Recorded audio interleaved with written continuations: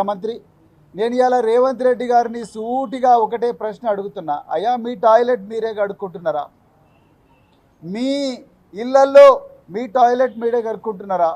మీ పిల్లలు పోయే బడులల్లో పిల్లలు వాళ్ళ టాయిలెట్ వాళ్ళే కడుగుతూ ఉన్నారా? మీ మంత్రులు వాళ్ళ టాయిలెట్లు వాళ్ళే కడుక్కుంటున్నారా? కడుక్కుంటే తప్పేందని మీ అధికారం అంటున్నారు. మరి కడుక్కోవాలి కదా.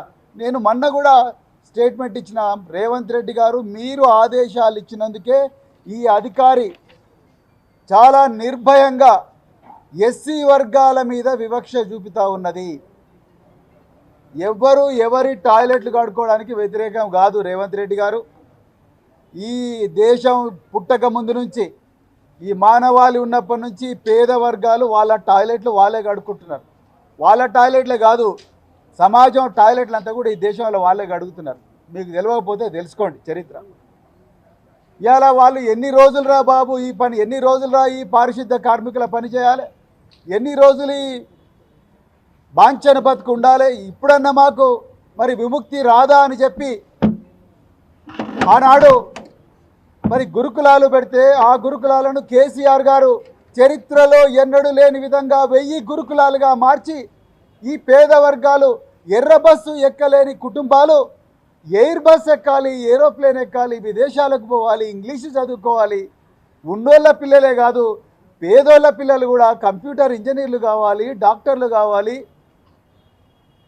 కలెక్టర్లు కావాలి, ఐపీఎస్లు కావాలి, ఐఏఎస్లు కావాలి, సినిమా యాక్టర్లు కావాలి అని చెప్పి వీళ్ళ కోసం ప్రత్యేకమైన పాఠశాలలు 1000 దాకా పెంచితే వీళ్ళందరికీ సన్నబియ్యంతో అన్నం పెడితే వీళ్ళందరినీ ప్రపంచ స్థాయిలో తీసుకపోతే ఇలా కన్నుగుట్టి వివక్షతోని ఒకవైపేమో మీరే అందరికన్నా పెద్ద మాదిగా నేనే అంటారు, అందరికన్నా పెద్ద మాల నేనే అంటారు, నాకన్నా పెద్ద మాదిగా ఎవరు లేరంటారు, దళితుల ఇళ్లల్లో పండుకున్నా అని చెప్పి యాక్షన్ చేస్తారు, నా ఎంబడి జెండాలు పట్టుకొని తిరిగిందంత దళితులే అంటారు. మళ్ళా ఇంకోవైపు నోటితో నవ్వి నొసటితో వెక్కరించినట్టుగా మీరు ఇలా మీ అధికారితోని ఇలా మీరు నిర్భయంగా నిస్సిగ్గుగా చాలా అవమానకరమైన స్టేట్మెంట్లు ఇప్పిస్తున్నారు. నేను ఒక్కటే ప్రశ్న అడుగుతున్నా, మీ టాయిలెట్ మీరు కడుక్కున్నారా ఇవాళ?